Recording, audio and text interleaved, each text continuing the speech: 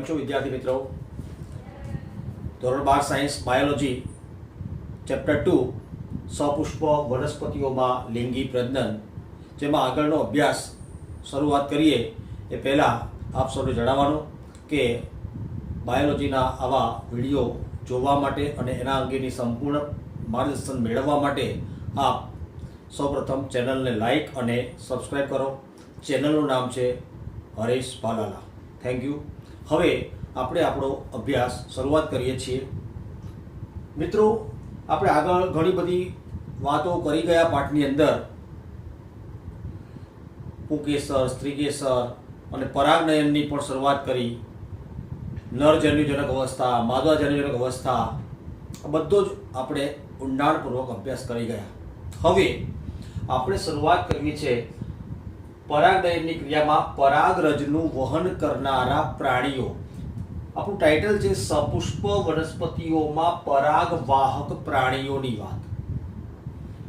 તો આપણે ચાર્ટ બનાવ્યો છે. 4 પ્રકારના પ્રાણીઓની વાત કરીએ તો પરાગરજનું વહન કરનારા પ્રાણીઓમાં પહેલા વાત કરીએ કીટકો, ઇન્સેક્ટ્સ. માખી, મધમાખી, ભૃંગ કીટકો, પતંગિયા, ફૂદ્દા, ભમરી અને કીડી, જે તમામ કીટકો એ વનસ્પતિમાં પરાગરજનું વહન કરનારા પરાગવાહકો તરીકે વર્તે.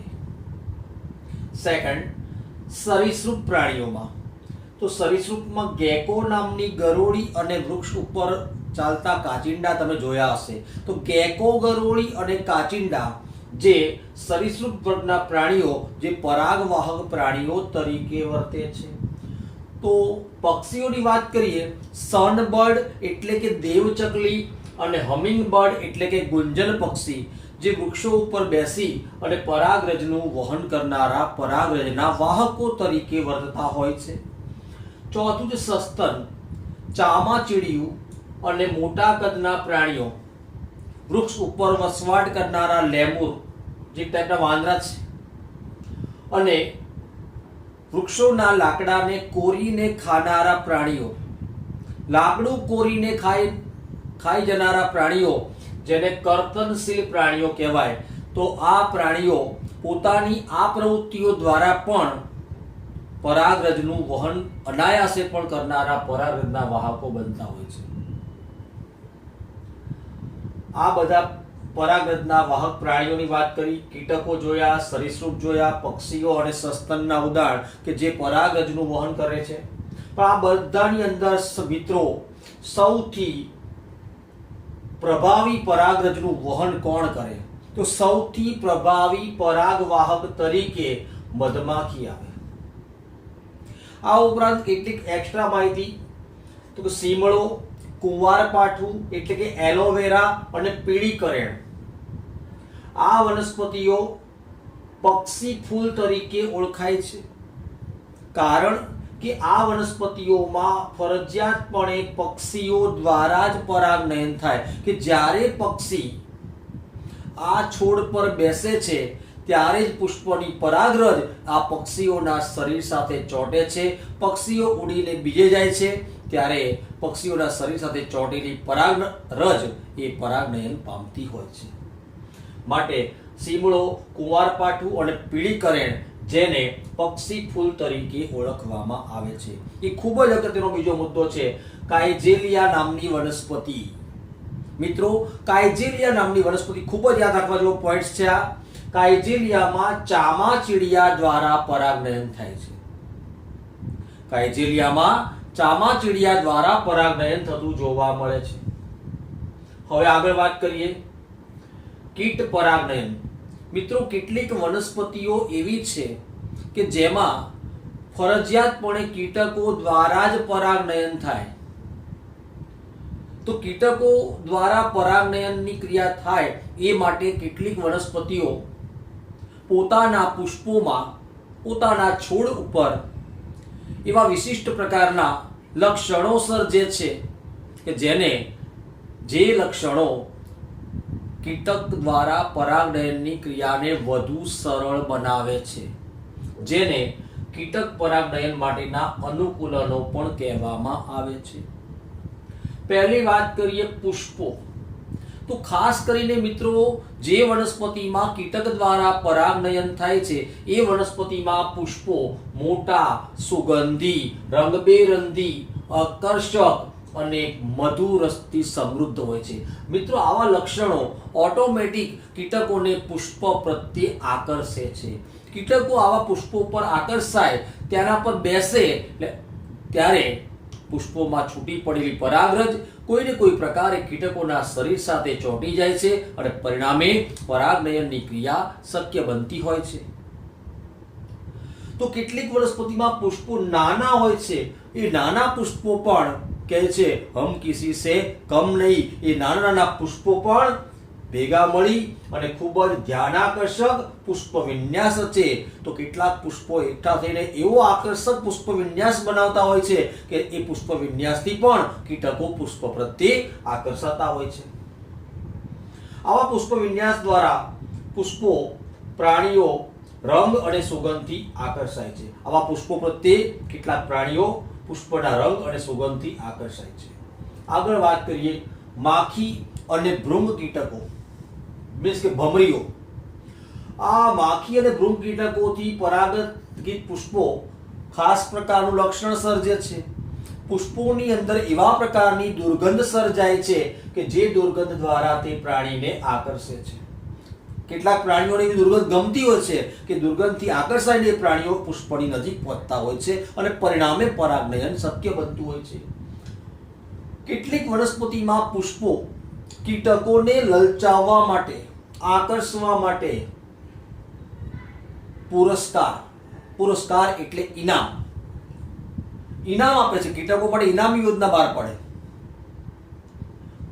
પુષ્પો કીટકોને પુરસ્કાર રૂપે મધુરસ અને પરાગરજ, એવો મીઠો મધુરો રસ પુષ્પની અંદર સર્જાતો હોય કે કીટકો એ રસને પીવા માટે, રસને ચાખવા માટે એના પુષ્પો પ્રત્યે આકર્ષાતા હોય. તો કેટલીક વનસ્પતિના પુષ્પના પરાગ જે ખાદ્ય હોય અને એના ટેસ્ટ, એના સ્વાદને પારખવા માટે, સ્વાદને ગ્રહણ કરવા માટે પણ કીટકો પુરસ્કાર માટે આવા પુષ્પોથી આકર્ષાય છે.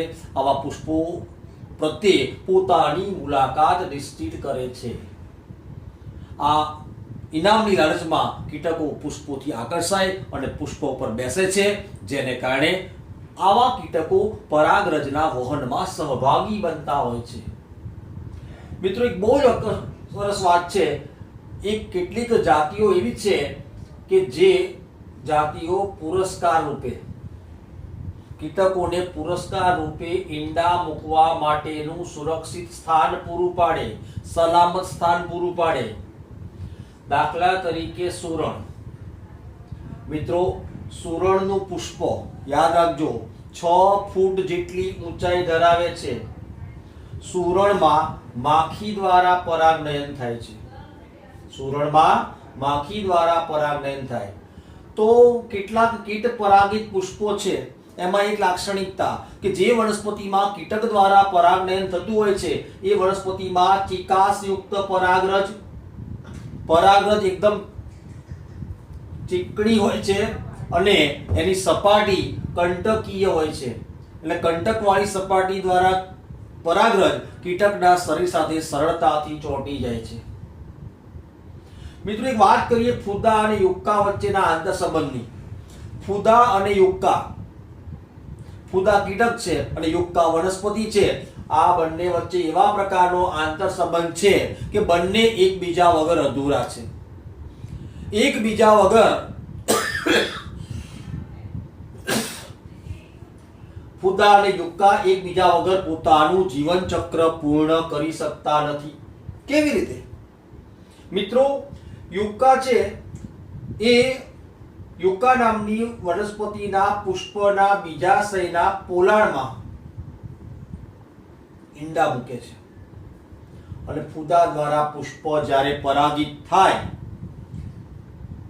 જ્યારે બીજનો વિકાસ શરૂ થાય ત્યારે ઈંડામાંથી ફૂદાની ઈયળ બહાર નીકળે. એટલે પરાગનયન માટે, ઈંડાના વિકાસ માટે, ઈયળના ઉદ્ભવ માટે પણ આ બંને વચ્ચે ચોક્કસ પ્રકારનો આંતર સંબંધ. મિત્રો યાદ રાખજો, યુક્કા અને ફૂદા વચ્ચે એવા પ્રકારનો આંતરસંબંધ છે કે એકબીજાની ગેરહાજરીમાં આ બંને પોતાના જીવનચક્રને પૂર્ણ કરી શકતા નથી. ફરીથી કહી દઉં, પુષ્પના બીજાશયના પોલાણમાં યુક્કા ઈંડા મૂકે છે અને ફૂદા દ્વારા પુષ્પ જ્યારે પરાગિત થાય છે, જ્યારે બીજનો વિકાસ શરૂ થાય છે ત્યારે ઈંડામાંથી ફૂદાની ઈયળ બહાર નીકળે છે. આગળ વાત કરીએ પરાગરજ અથવા તો મધુરસના લૂંટારાઓ. આપણને નવાઈ લાગે, લૂંટારા એટલે શું? કેટલાક કીટકો એવા હોય છે કે જે માત્ર અને માત્ર પોતાના સ્વાર્થ માટે, પોતાના ખોરાક માટે પુષ્પની પરાગરજ અથવા તો મધુરસનો ઉપયોગ કરે છે. મધુરસ ચૂસી જાય છે, પરાગરજ ખાઈ જાય છે, પણ પરાગનયન કરતા નથી. માત્ર અને માત્ર ખાવા માટે કે સુગંધ માટે કીટકો પુષ્પોની મુલાકાત લે છે, પરંતુ પુષ્પોની પરાગરજનું જે પરાગનયન કરતા નથી. આવા કીટકોને પરાગરજ અથવા તો મધુરસના લૂંટારાઓ કહેવાય. ત્યાર પછી વાત કરવી છે આપણે બાહ્ય સંવર્ધન પ્રયુક્તિઓ. બાહ્ય સંવર્ધન પ્રયુક્તિઓ શું છે? બહુ અગત્યનો પ્રશ્ન પૂછાય છે આ, કે મોટાભાગની સપુષ્પી વનસ્પતિઓ જે ખાસ કરીને દ્વિલિંગી પુષ્પ ઉત્પન્ન કરતી હોય છે, દ્વિલિંગી પુષ્પો ધારણ કરતી હોય છે, આ વનસ્પતિઓ તે જ પુષ્પના પરાગાસનના સંપર્કમાં આવવાનું પસંદ કરે છે, જેને કારણે સતત સ્વપરાગનયન થાય છે. હવે વનસ્પતિમાં, દ્વિલિંગી વનસ્પતિમાં સતત સ્વપરાગનયન થાય એને કારણે પુષ્પમાં, વનસ્પતિની તે જાતિઓમાં અંતઃસંવર્ધન દબાણ સર્જાય છે. એટલે વનસ્પતિમાં કોઈ વિવિધતા સર્જાતી નથી. એક ને એક ટાઈપની વનસ્પતિઓ જ આવે, પોતાની પરાગરજ વડે ફલન થાય. તો આ પ્રવૃત્તિને રોકવા માટે, એટલે કે સ્વપરાગનયનમાં અવરોધ ઊભો કરવા, વનસ્પતિઓને વિવિધતા ધરાવતી જાતિઓ પ્રાપ્ત કરવી હોય તો ફરજિયાતપણે આ સ્વપરાગનયનને રોકવું પડે, અવરોધવું પડે. તો કેટલીક વનસ્પતિઓ, દ્વિલિંગી વનસ્પતિઓ હોય છે, તે સ્વપરાગનયનમાં અવરોધ ઊભો કરવા અને પરપરાગનયનને ઉત્તેજવા માટે પોતાના પુષ્પની અંદર કેટલીક એવી પ્રયુક્તિઓ વિકસાવે છે કે જેને કારણે સ્વફલન અવરોધાય છે અને પરપરાગનયન વિકસે છે. પરપરાગનયનને ઉત્તેજવા માટે અને સ્વપરાગનયનને અવરોધવા માટે વિકસાવવામાં આવતી પ્રયુક્તિ જેને કહેવાય છે બાહ્ય સંવર્ધન પ્રયુક્તિઓ. જેનું પહેલું ઉદાહરણ છે પૃથકતા અથવા તો પૃથક પક્વતા. મિત્રો, પામ નામની વનસ્પતિમાં આ ઘટના જોવા મળે, જેમાં પરાગાશય અને પરાગાસન આ બંનેનો પરિપક્વ થવાનો સમયગાળો જુદો જુદો હોય. એટલે જે સમયે પરાગાશયમાંથી પરાગરજ છૂટી પડે એ સમયે પરાગાસન એ પરાગરજને ગ્રહણ કરવા માટે તૈયાર હોતું નથી. આ બંનેનો પરિપક્વતાનો સમયગાળો જુદો જુદો હોય, જેને પૃથકતા અથવા તો પૃથક પક્વતા કહેવાય. બીજું છે પરાગાશય અને પરાગાસન. પરાગાશય અને પરાગાસનના જુદા જુદા સ્થાન. મતલબ કે પરાગાશય નીચે હોય અને પરાગાસન ઊંચે હોય, તો પરાગાશયમાં છૂટી પડેલી પરાગરજ ક્યારે નીચેથી ઊંચે જઈ શકે નહીં. એ બંને વચ્ચે એવા પ્રકારની ગોઠવણી હોય છે કે જેને કારણે એક જ પુષ્પમાં હોવા છતાં પણ સ્વપરાગનયન, સ્વફલન થતું નથી. ત્રીજી વાત છે સ્વ અસંગતતા. સ્વ અસંગતતાનું ઉદાહરણ છે માલવા. આ પ્રકારની વનસ્પતિઓમાં પરાગાશય અને પરાગરજ, પરાગાશયમાં ઉત્પન્ન થયેલી પરાગરજ સ્ત્રીકેસરના પરાગાસનના સંપર્કમાં ન આવે એ માટે કેટલાક ભૌતિક અંતરાયો, અવરોધો હોય છે. ઘણીવાર એવું પણ બને છે કે પરાગાસન પોતાની જ પરાગરજનો અસ્વીકાર કરે છે. સ્વ અસંગતતા કહેવાય. એટલે પોતાની પરાગરજ સ્થાપિત થાય તો પણ પરાગનયન થયા બાદ પરાગાસન પર પરાગરજનું અંકુરણ થાય જ નહીં. એટલે પરાગાસન પોતે જ પોતાની પરાગરજનો અસ્વીકાર કરે છે, જેને સ્વ અસંગતતા કહેવાય. ચોથું ઉદાહરણ છે, આ ચોથો મુદ્દો છે એકલિંગી પુષ્પો. મિત્રો એકલિંગી પુષ્પો હોય એટલે કે નર પુષ્પો અને માદા પુષ્પો અલગ અલગ જ હોય. એક સદની વનસ્પતિ મકાઈ અને દિવેલા છે, જેમાં છોડ એક જ છે પરંતુ નર અને માદા પુષ્પો અલગ અલગ જગ્યાએ ગોઠવાયેલા હોય એટલે તેમાં સ્વફલન અટકાવી શકાય છે, પરંતુ ગેટેનોગોમી અટકાવી શકાતી નથી એક સદનીમાં. જ્યારે પપૈયું એ દ્વિસદની એકલિંગી વનસ્પતિ છે, નર છોડ અને માદા છોડ અલગ અલગ છે. તો પપૈયા જેવી એકલિંગી દ્વિસદની વનસ્પતિમાં સ્વફલન અને ગેટેનોગોમી બંને અટકાવી શકાય છે. તો મિત્રો આ ચાર આપણે જોઈ બાહ્ય સંવર્ધન પ્રયુક્તિઓ જેના દ્વારા સ્વપરાગનયન અટકે છે અને ફરજિયાતપણે પરપરાગનયનની પ્રવૃત્તિ પ્રેરાય છે. ચાર મુદ્દાઓ જોયા આપણે: પૃથકતા, પરાગાશય અને પરાગરજના જુદા જુદા સ્થાન, સ્વ અસંગતતા અને એકલિંગી પુષ્પો. આ ચાર અનુકૂલનો એવા છે કે જે સ્વપરાગનયનને રોકે છે, અવરોધે છે અને પરપરાગનયનને પ્રમોટ કરે છે, વિકસાવે છે. મિત્રો આજના લેક્ચરમાં અહીંયા સુધી જ. હવે બાકીની વાત આગલા લેક્ચરમાં કરીશું આપણે. Thank you.